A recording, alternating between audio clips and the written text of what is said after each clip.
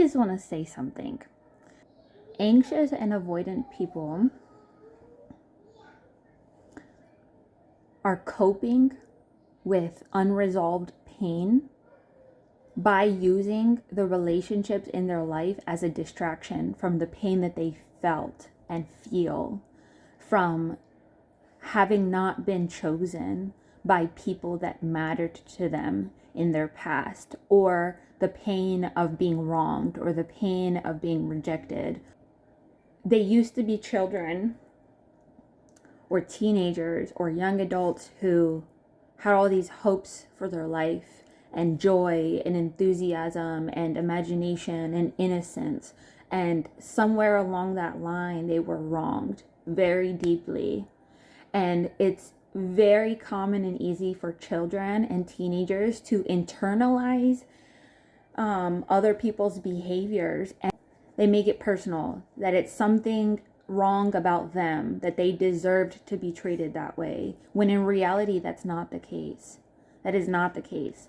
And they then internalize these beliefs that something must be wrong with me, that they would treat me this way, or that this door would close on me, or these opportunities would not be presented to me.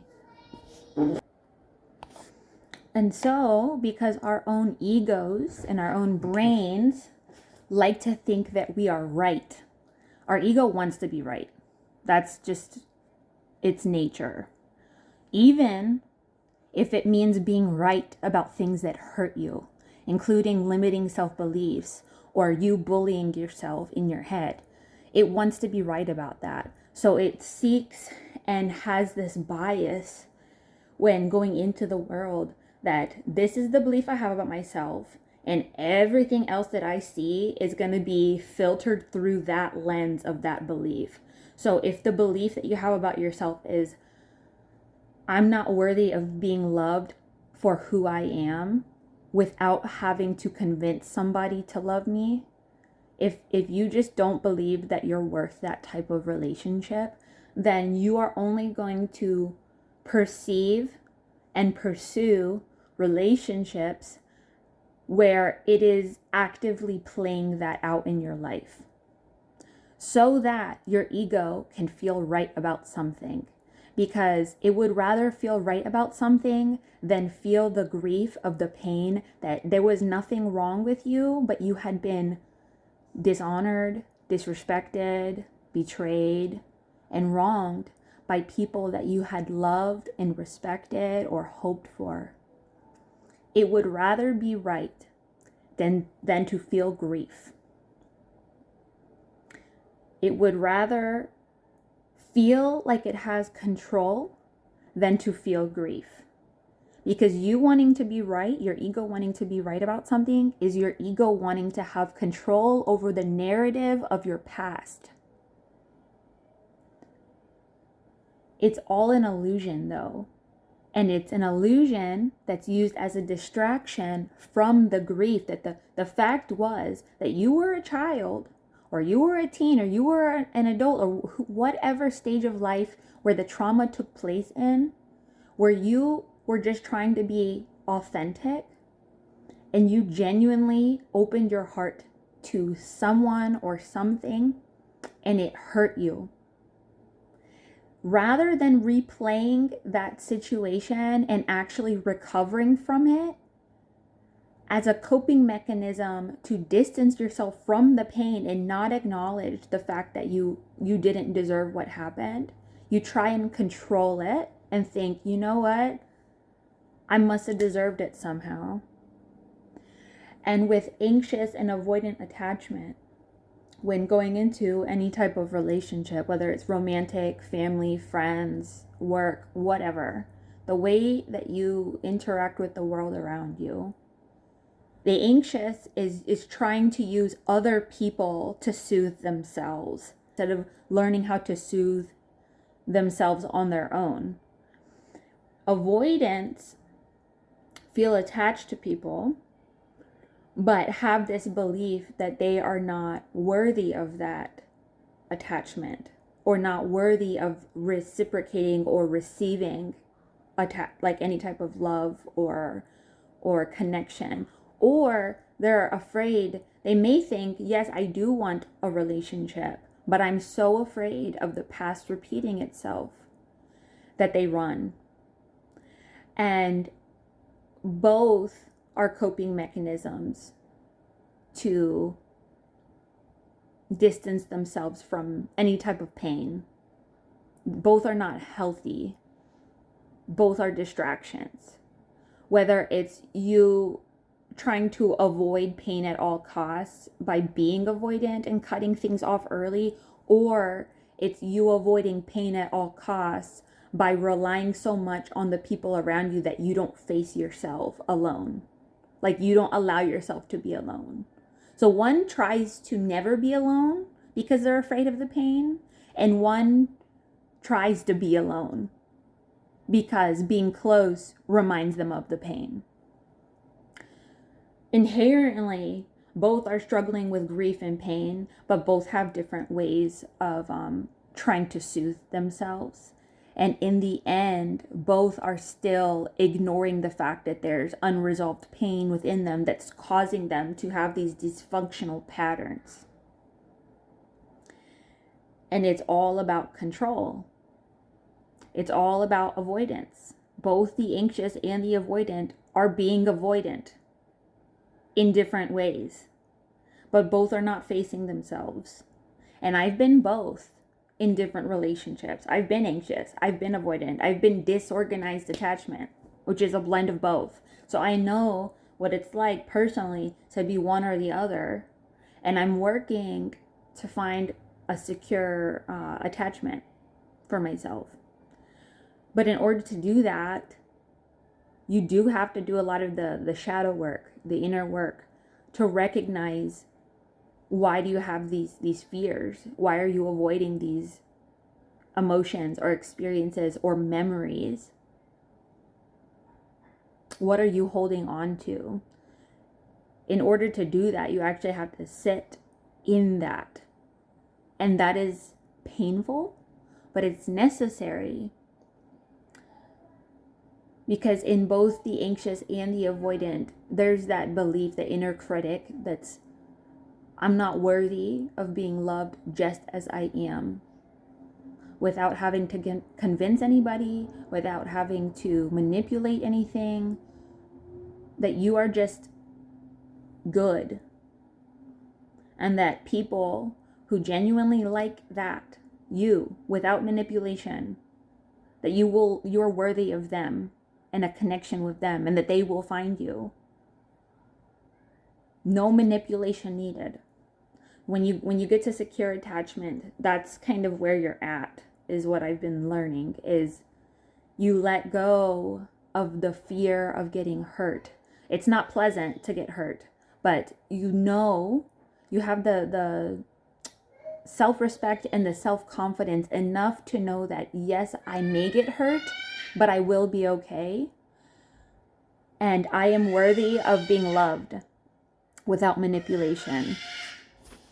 I want to provide some examples of what it may look like when you have an ego that wants to be right and control the narrative.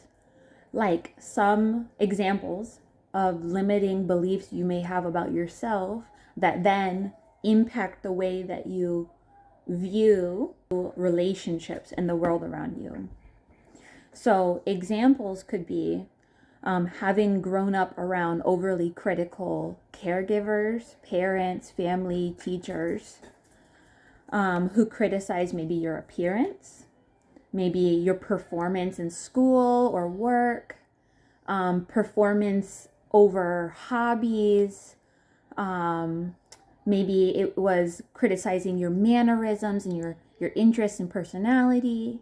Maybe they used to say that you were embarrassing or ugly, or you weren't talented, or you weren't smart enough. Maybe they were very neglectful or dismissive.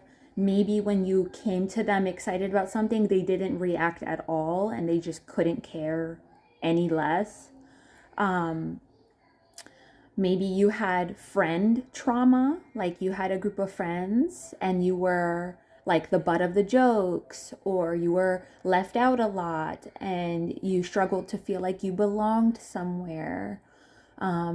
Maybe you just simply had unfortunate accidents happen to you and it just got really overwhelming and you started to feel like you didn't have any good fortune and in life. And maybe you just started to carry all these different possible examples and made it about you. Like the accident that happened to you was not your fault. The person that betrayed you, that was their choice. The friends that decided to discard you or leave you out, that was their choice. That was their character. Maybe the overly critical parent that you had, they were navigating parenting you with this negative bias because of their own experiences. And none of what I'm saying makes it right that they did any of that to you. Any of these people, any of these experiences, the accidents, the rejection, the criticism, the bullying. It doesn't make it okay, but it also means that it wasn't your fault.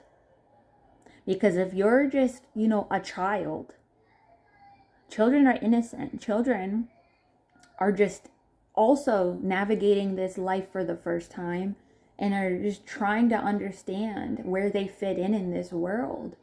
And unfortunately, the world can be cruel and the world can be harsh and it can be unfortunate and things happen to us that we are not deserving of, but it still happened.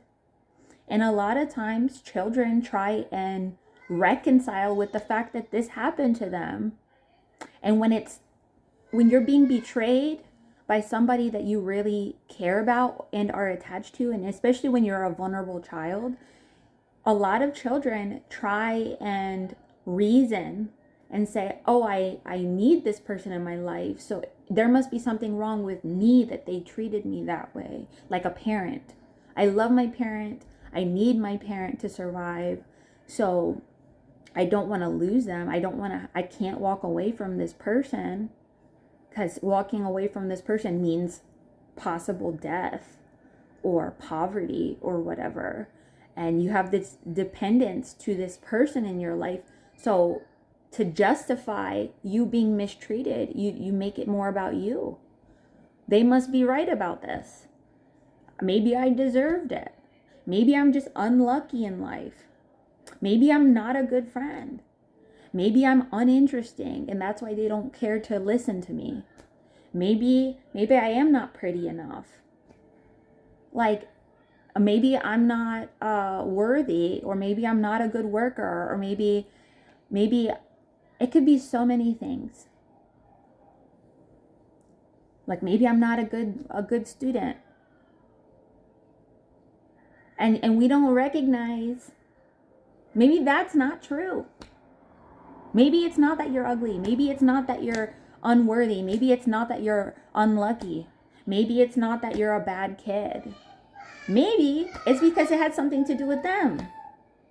Or maybe it was simply an accident or a misunderstanding that had nothing to do with you. You didn't cause that. But because kids don't quite understand this concept or thinking any further into it, like why am I thinking this way?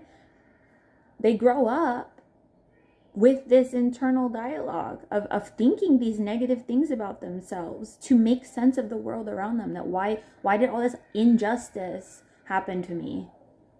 It must be my fault. And they become adults who carry these beliefs still into their 20s and 30s and 40s and 50s and so on. And because it hurts so much, they don't want to acknowledge that maybe they were wrong. Maybe it wasn't their fault.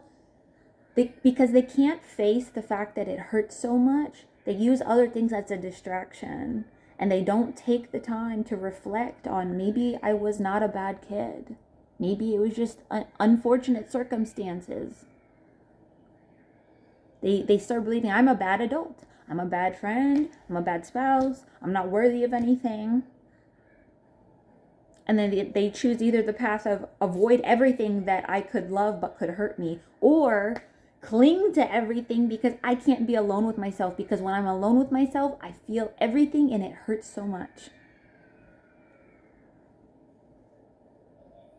So that's where the avoidance and the anxious attachment and the disorganized attachment, everything comes from, because you're so afraid to acknowledge that maybe you were just wronged and it wasn't your fault, and there's nothing actually that's that wrong with you. I mean, maybe we could adjust a few things, but you're still worthy of love and connection.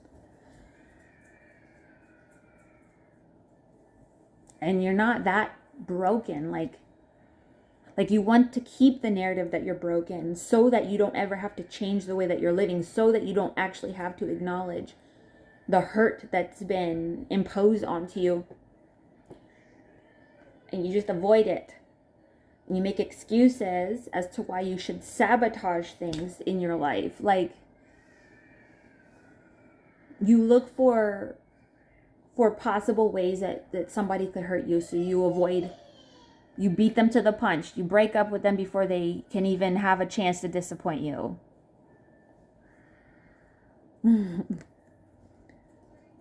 Or you never give yourself alone time. And you always want to be around people all the time because you never want to face yourself. Because you don't think you're interesting. Because you don't think you have anything going for you. Because you think other people are better than you. So you want to be around other people because you can't face yourself.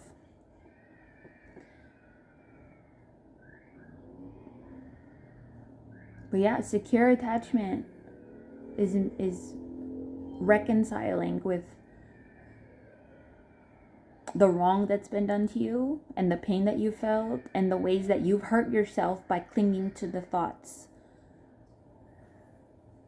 bullying yourself, allowing things to happen to you as an adult that you knew were hurting you, the ways that you betrayed yourself in the end.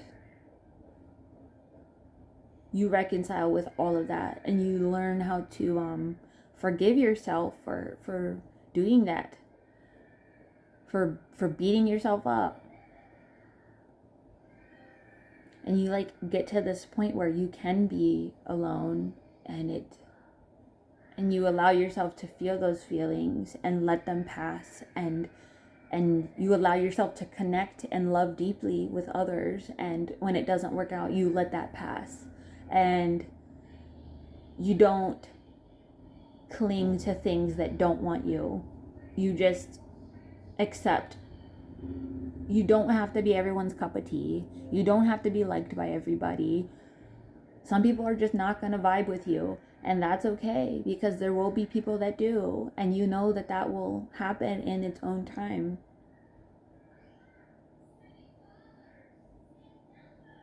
And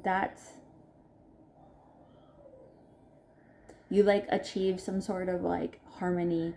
Not that everything's perfect and dandy all the time, because like I said, you allow feelings to come up, experience them, and let them pass. So it's not you living happy dandy all the time where there's no bad feelings ever. There will be bad feelings. There will be uncomfortable things that come up. But because you're secure enough in yourself to know that you will be okay, you allow yourself to feel those things and then let them pass. Because feelings just want to be felt at the end of the day. And if you don't feel them now, you're going to feel them later, because they're going to stay there somewhere, repressed in your brain, until you're willing to let them out. And that can take as long as you want it to take. So yeah. I'm starting to edit this video, and I just wanted to add one more thing. The relationships in your life can only be as deep as you're willing to be deep with yourself. They can only be as intimate as you're able to be intimate with yourself.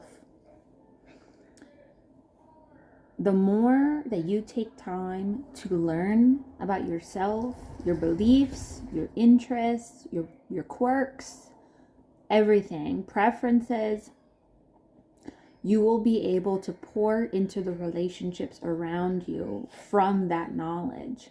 So if you don't know much about yourself and you don't care to learn or care to ask questions, you're not going to have that much to offer to a relationship except a very surface level connection. The more that you know, the more you can express and the more you can share. And hopefully you meet people on that level where they will also be willing to learn and express. And you can commune together in that knowing and in that intimacy and vulnerability with each other. But you can't get that deep until you get that deep with yourself. Do you see what I mean? So while it's scary at first because you're unearthing all these things about what you believe to be and about your past and about your history, and it also can be very eye-opening and very freeing, and it allows you to go deeper in life in general. So it's really up to you. Like, how intimate do you want to get with life? If you're content with very surface level, that's fine. But if you want to experience the earth-shattering, deep love between you and others and life itself, then you have to be willing to face that in you so that you can allow others to see it and to love it. Because if you're hiding from yourself and there's still things that you cannot face and that you never want people to see and you never want to receive that type of love from somebody, then it's not going to happen.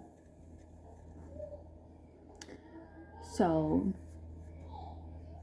it just depends on what you want. Like, do you want to be loved for the mask? Which is then not you if it's a mask. Or do you want to be loved for you? You can't allow other people to face you if you don't even face yourself. And that's what I wanted to say.